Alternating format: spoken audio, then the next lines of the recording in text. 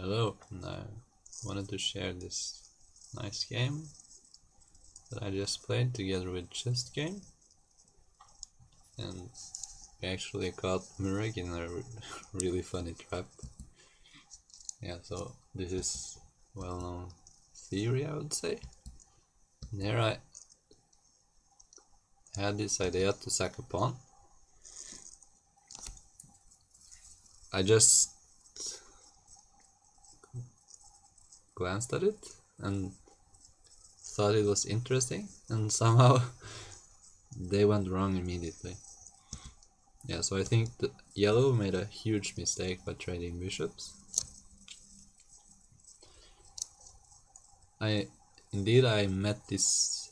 Someone tried this against me who were not very good, like 1500s or something. And then I thought, wow, that's really interesting. And then I just caught on.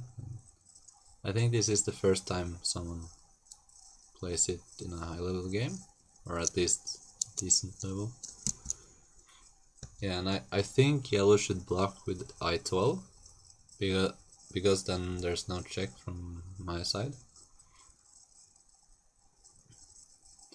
Yeah, but it's really risky to go pawn hunting in this manner, and I think many players overestimated how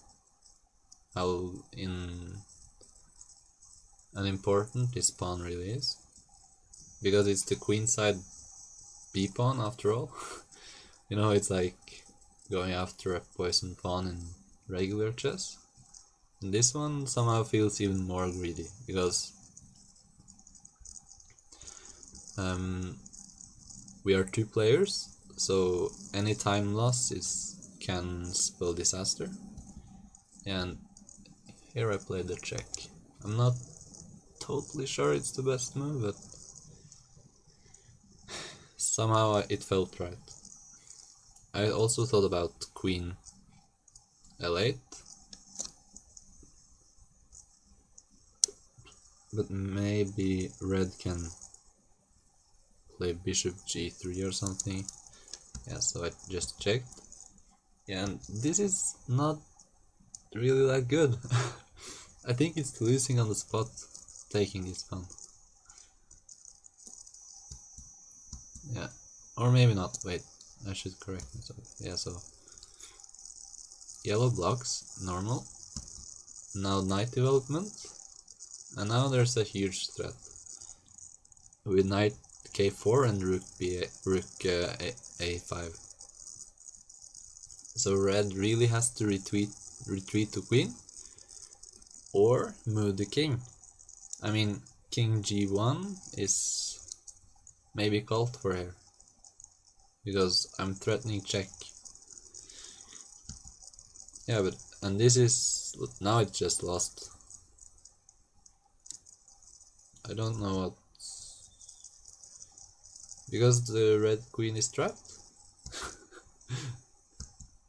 Yeah, now I'm threatening check and take, so I mean, Murek should have tried queen k11. On k11 it covers the e5 square, so red somehow has the... Nah, he doesn't. e8 square, because then knight e8, then just knight attacks it. Yeah, so it's just lost. Yeah, it's just amazing. Yeah, so Murek really tried to get his queen out, but it's already too late. Now the queen is attacked and you're checked. You're going to get checked. In fact, maybe the best move is just to take the knight here. Red should just take the knight, take the queen, and then I'm the one who's under checking threats. No, but it doesn't work, just king over. Yeah, so he's tried to save his queen, but here the problem is that the queen is trapped. Every square it goes to, blue can attack it with this rook, and therefore we win it. so it was kind of an opening trap. But still, it's not that clear, because, well, after all, we don't have much development. And yellow has the queen and knight out, so... And also red got to open J file. That's somehow quite decent. Probably I played a bit inaccurate here. Maybe queen out. Yeah, and second thought, maybe, yeah, I thought about queen J5 here, which is really interesting. That basically gives back a piece. Maybe it's not that great. Yeah, but here I mixed up my thoughts a little bit, so I attacked the queen. And probably I should have developed my rook here just immediately, but instead I somehow had other plans. Yeah, and this was probably a mistake. Moving this pawn, I think queen a5 it was the best move, just activating the queen.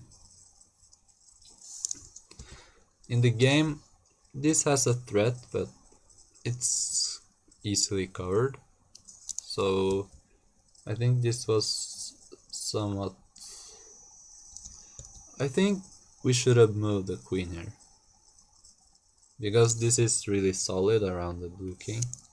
But on the other hand, this pawn move does shield the king a little bit more, because the light squares are less weakened. You can picture yellow going pawn up, bishop out, and going for a check, and yellow countering also with the queen and bishop and knight. So this was a safe move. I'm not sure it was the best, but it was probably good enough. Yeah, so I forced the queen to a central square, but I also moved the pressure away from my pawns. Yeah, and this was to stop any checks. Oh, did I hallucinate? Somehow I thought the yellow queen was on the light square diagonal, so I probably could have moved my queen out there, and that would have been better. Yeah, but I'm also putting pressure on his pawn. I don't like this move. I think rook development was called for.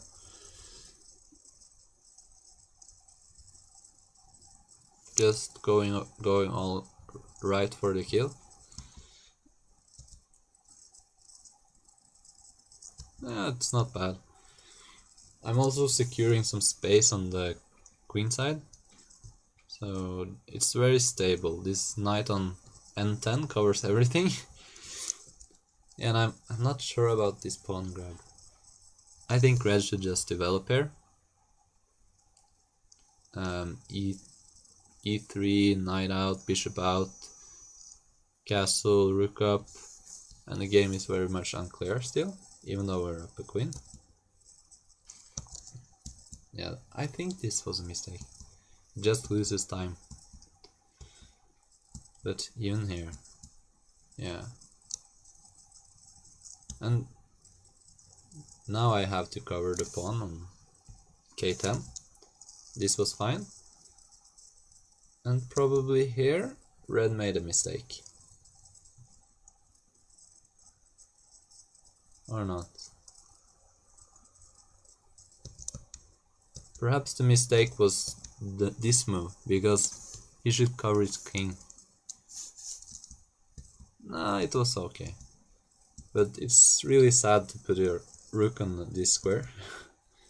Yeah, and I said this check doesn't work, but actually it somehow does. Now we're giving back material. We're giving up 2 queens for queen and rook, which is not a bad trade, because we already gained so much material. In the end it's equal, but on the other hand, blue has the open file, and the red rook that was available to the open file is now gone. So red is left with undeveloped pieces, and yellow is really far from activating his rooks. Like, my queenside expansion actually stopped yellow from activating his rooks. But I think this move from yellow was a huge mistake. After this check from blue, it was really clear that I wanted to check.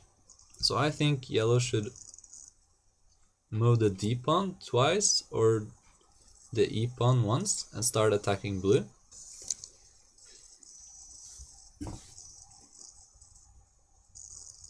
I mean, already here it's clear that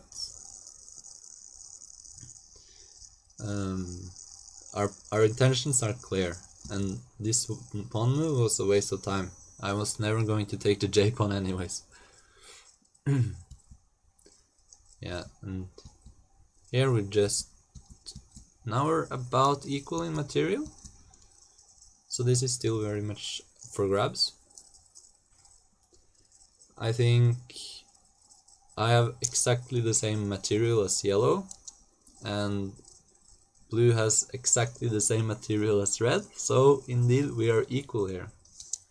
But somehow it's not that easy, because yellow has a really hard time activating his rooks, while I can activate my rooks. Even though it takes some time, I'm much quicker. At least it happened that way in the game. I also have a lot of pressure on the red king, because his pawns are weakening his king, whereas blue's pawn are not weakening his king at all. Yeah, so keep going.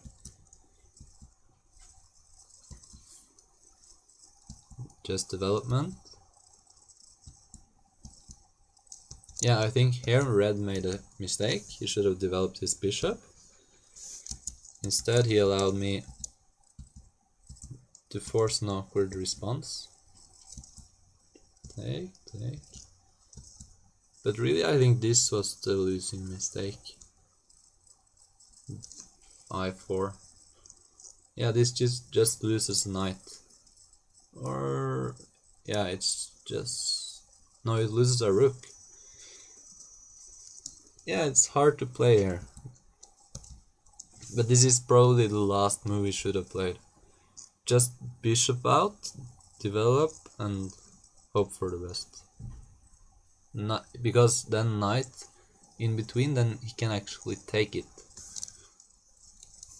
It's really crucial for us that blue has 2 knights and a rook left. After this move, it's hopeless, I feel. And here I think our conversion was excellent. Now red basically lost a piece for free. He could move his rook here, which is really sad. And if he takes the bishop, then blue is in time with check, and I take his bishop for free. Yeah, so this was just a losing blunder. I mean, this I4 move.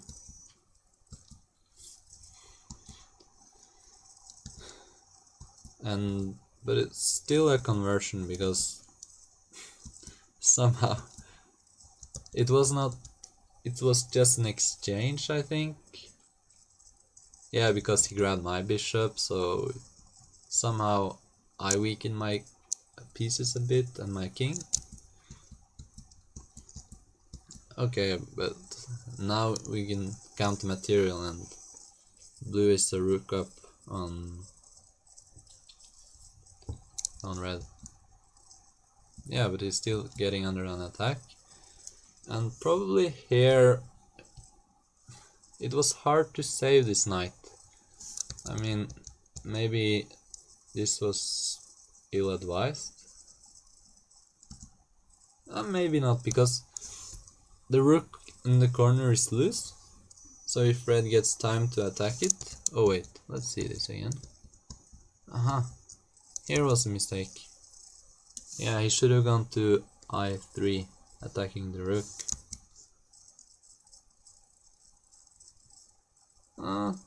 But this still attacks the knight, so it's not that clear.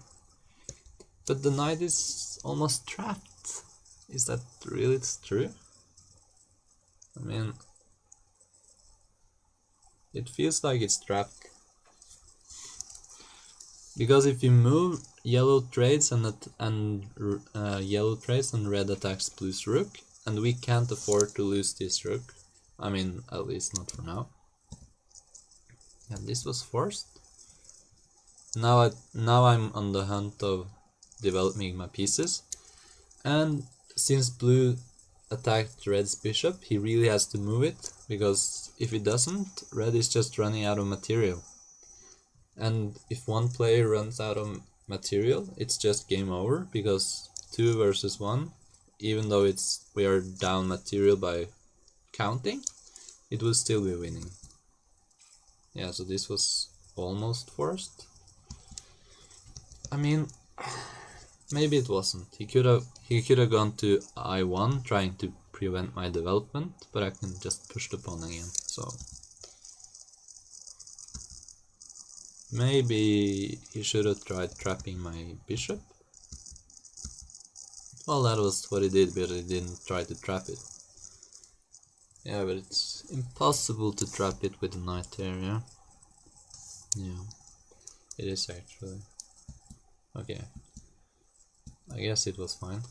So now my rook is active, and we sacked the piece back. So now it's just, what's the count? We're up an exchange here. But it's more than that, because yellow has no active pieces. I mean, just a knight. And you can see his pieces are still blocked in. I can cut out yellow, and you can see that we're really going 2-on-1. And somehow here he blundered a piece. I mean, it was really hard, but yeah, I'm not sure what to play here. Red has a really hard time keeping his pieces together. Yeah, because here, first blue attacks the bishop, and then I threaten a check. And since his dark squared bishop is loose, he is actually losing a bishop. Yeah, like this, the bishop was loose. And we are just in time. I mean, right here, probably another mistake was right here. Had he gone, well, where does he go?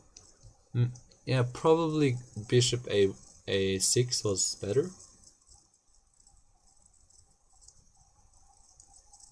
But not really, yeah?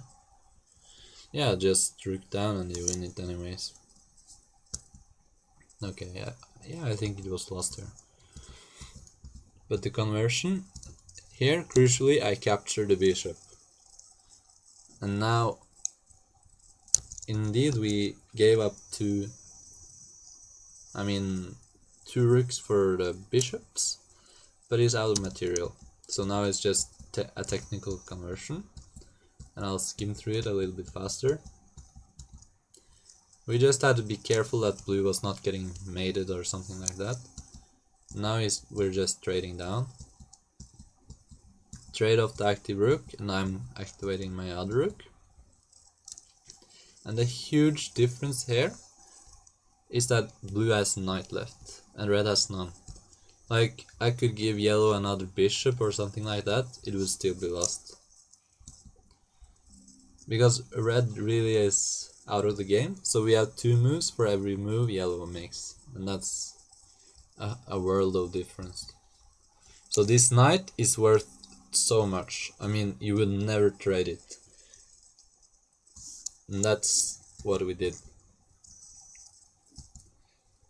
Indeed, this instant c4 move was really clever, because it takes away, it blocks the pawn. It's like fixing weaknesses. Yeah, and game goes on. The plan now is, well, at this point blue is down to 5 seconds and I'm down to 10, so we have to move it within 10 seconds or we lose some time pretty much. But it's just a conversion now, just not blundering pieces.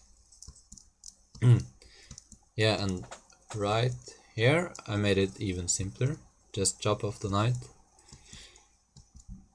And here the crucial maneuver, knight b5. This knight really had only one way to get into the game. I mean, he could have gone the other way and it would have been longer, but now we're just mating the red king. Yellow has to support in this defense. It's pretty useless to go out after yellow because red is just cut off.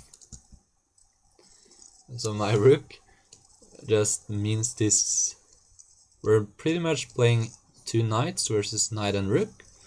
But we have 2 moves for every 1 move they have. And that's... yeah, I mean, you can see the advantages it is. Yeah, and then this was... the conversion, I think, was pretty smooth. Now I'm taking away the whole rank so I can check and force him to the back row. Yeah, and then it's just mate. Yellow can sack its rook, but obviously that's made in 3 or 4. So we made it and mated. They got mated. Very interesting game, and I think we made some inaccuracies in the middle game, but we managed to convert down, and then finally the losing blunder was going for trades when red should just have stayed put and tried to develop slowly. Yeah, thanks for watching.